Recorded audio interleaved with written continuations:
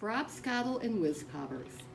By now, Sophie was beginning to feel not only extremely hungry, but very thirsty as well. Had she been at home, she would have finished her breakfast long ago.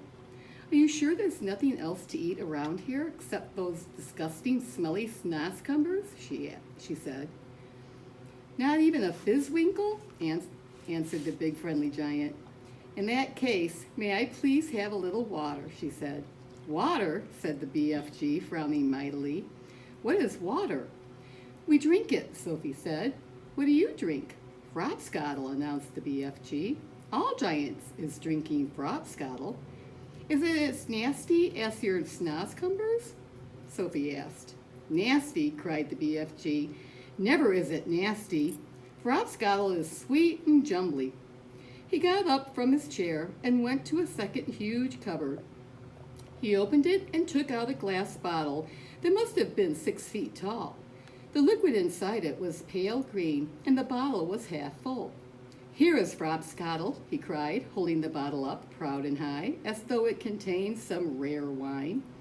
Delumptious, fizzy Frobscottle, he shouted. He gave it a shake, and the green fluid began to fizz like mad. But look, it's fizzing the wrong way, Sophie cried. And indeed it was. The bubbles, instead of traveling upward and bursting on the surface, were shooting downwards and bursting at the bottom. A pale green frothy fizz was forming at the bottom of the bottle. What on earth is you meaning the wrong way? Asked the BFG. In our fizzy drinks, Sophie said, the bubbles always go up and burst at the top. Upwards is the wrong way, cried the BFG. You mustn't ever be having the bubblies go upwards. That the most flush-bunking rubbish I ever is hearing. Why do you say that? Sophie asked. You is asking me why? Cried the BFG, waving the enormous bottle around as though he were conducting an orchestra.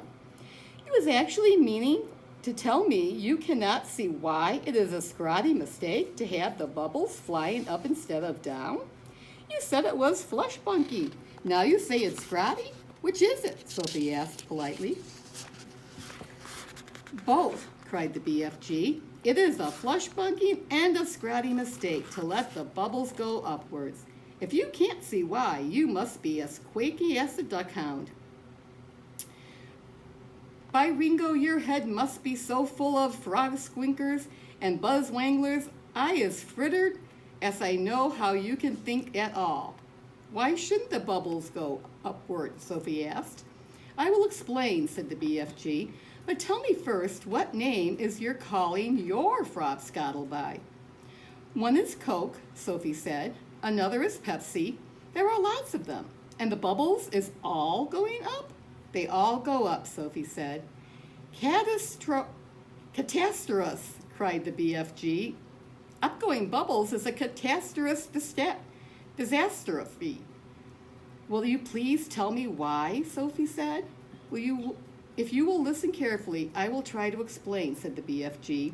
But your brain is so full of bug whiffles, I doubt you will ever understand. I'll do my best, Sophie said patiently. Very well then.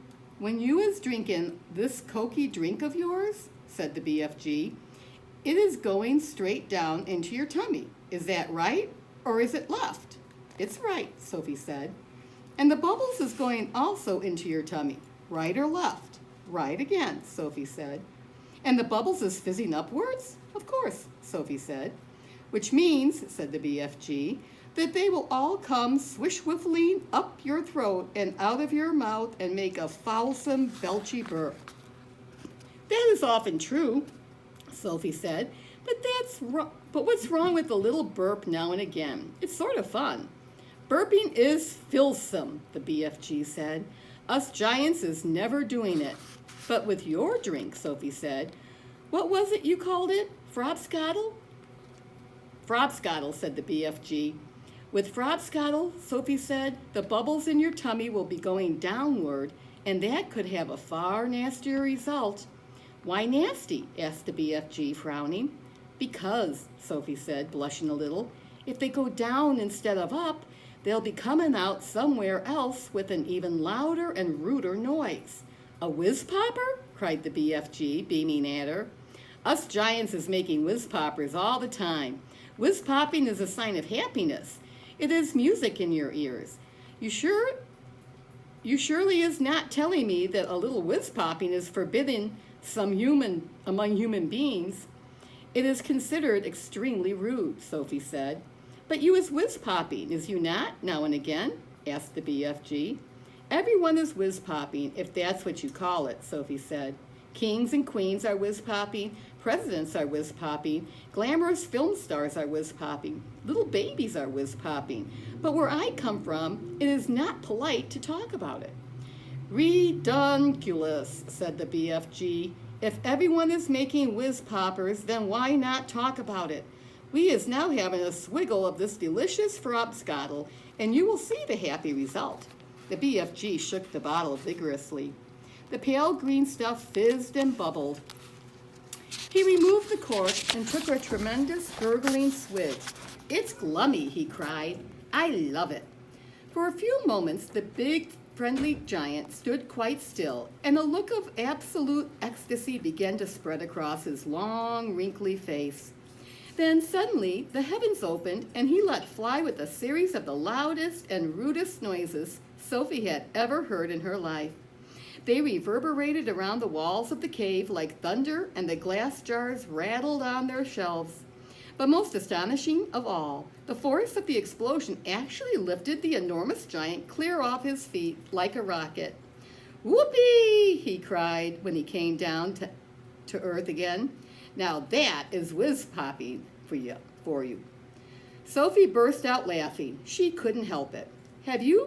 Have some yourself, cried the BFG, tipping the neck of the enormous bottle towards her. Don't you have a cup? Sophie said. No cups, only bottle. Sophie opened her mouth, and very gently the BFG tipped the bottle forward and poured some of the fabulous Frobscottle down her throat. And oh gosh, how delicious it was. It was sweet and refreshing.